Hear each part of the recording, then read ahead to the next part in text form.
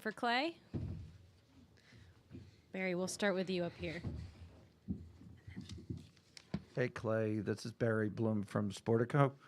Uh, Considering what you guys have been through over the last 8 years, how does it feel to be this close to another championship? I mean, I'm not gonna lie to you. It does feel good, but we've been here before, 2016, and we might have been,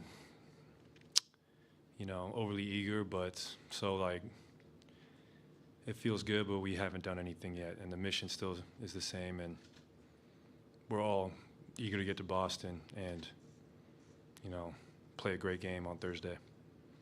Marcus? Marcus Thompson, the athletic. Clay, as someone who's been here from the beginning, how good does it feel to see other guys play the type of basketball you guys instituted, years ago? Oh, it's special. I mean, buying in is one of the biggest keys to success in this league. And for what Andrew did tonight, I mean, we don't get more excited than when Wiggs dunks on somebody, me mugs them. That really uplifts the whole team and the Bay Area. And I mean, Jordan Poole was clutch tonight. Gary Payton the second. I mean, I go down the list. We just had contributions from the whole roster. Anthony on the left. Do you think this is your best defensive series that you've played in these playoffs? It could be, but doesn't mean anything if I go out there and lay an egg in a couple of days or a few days. So I'm just excited to build on it, and wow, just gonna be. I've never been so excited to go to Boston. I'll tell you that. You know. Ron on the right. Clay, Ron Krejcik from the San Francisco Chronicle. Gary Payton, a little more than a month ago. Gary Payton, a little more than a month ago, obviously had an injury that looked like it could have ended his season. Draymond, by his own admission, played atrociously in Game 3, and it seems like they both sort of personified what you guys did on defense tonight. Yeah. I'm hoping you could sort of convey. We've talked a lot about Draymond over the years, but what they each mean to your team defense. I mean, Gary plays bigger than any other 6'2" NBA player I've ever seen. His vert and his ability to slide in front of the ball, obviously we know where that came from his pops, but his vert is something special, and his improved jump shot has also been a huge weapon for us.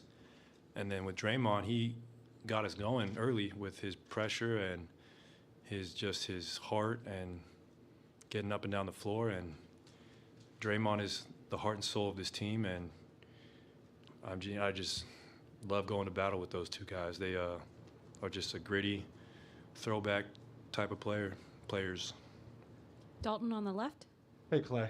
Dalton Johnson here, NBC Sports Bay Area. The trio of you, Steph, and Draymond now have one more finals win than the trio of Tim Duncan, Manu, and Tony Parker. To you, right there, Wow. What does that stat mean to you? I mean, someone, obviously that Yeah. knows the game, been around for this long. It's a blessing. I mean, those three guys are Hall of Famers and some of the greatest to ever play. And I feel like they played my whole life, my whole childhood. So to be in this, just mention the same company with them, that is humbling. And, it won't mean much unless we get another win. So that's awesome. I mean, but it would really add to our legacy if we close this thing out. Howard on the right. Howard Beck with Sports Illustrated. Clay, we often ask you guys what it's like to watch Steph when he has a really special night like he did in Game 4. Mm-hmm. What's it like having to kind of endure when he has this rare, tough night? And is it added stress? Is it, how does it filter out to the rest of the team in terms of rallying around that? Well, Steph is the best to ever shoot it, and I'll tell you what, everyone in this building, including the fans and those watching, believe the ball is going in when it leaves his fingertips. So we're never stressed or worried about number 30. He has done so much and elevated this franchise to a place where it was hard to even imagine that he has leeway and he can have a bad night. I just know he'll respond. He's one of the greatest competitors I've ever been around, and He is a perfectionist like myself, so I know he'll be thinking about the shots he missed, and that's a good thing because Thursday, hopefully, most of the time he regresses to the mean, and it's scary when he does. Ohm on the left. Like ESPN, to that same point, tonight's the first time Steph did make a three in a regular season or postseason game after 233 straight games. It's the longest streak in NBA history. By a For long shot. all-time great shooter like yourself, can you even begin to contextualize what that streak is like? It's hard to. I mean, the man is a magician with the ball in his hands and really just kind of what's the word? He just kind of redefined what the point guard position's capable of. I've never seen a player who can shoot off the ball screen or the pin down or anywhere like Steph, and I just have been very blessed to share the backcourt with him. I've seen him do so many amazing things that's become routine and expected, but it shouldn't be because he is really a transcendent talent that we'll never see again. Last couple for Klay. Mark. Hey Clay, Mark Medina, NBA.com. Two-parter here. Growing up, what did you learn from your pops about the Lakers-Celtics rivalry? And even though you're obviously with a different team, how has that shaped your experience facing them in the finals so far?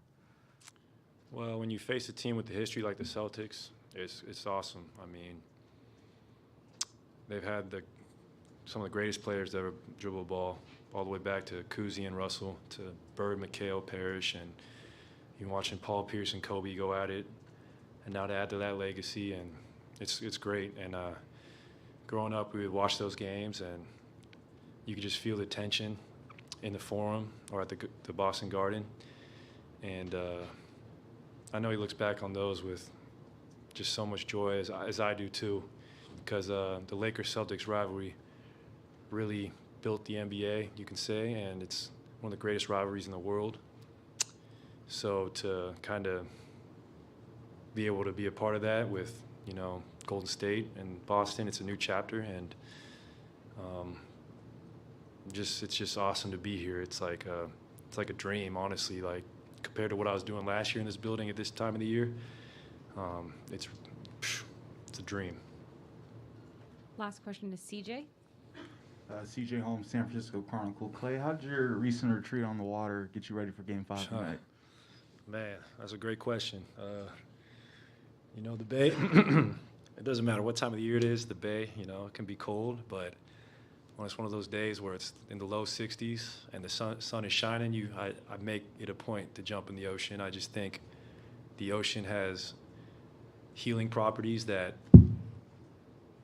a pool might not have, or a cold tub, and just to be immersed in nature like that, it really makes me happy, and just your whole body feels so great when you get out of that cold water, and it just feel like, honestly, you just feel a little closer to God when you look up at the beautiful skies, and you just in the ocean, like I'm an Aquarius, so I've always loved the water my whole life, and it really is my happy place besides the hardwood. Thanks, Klay. No problem.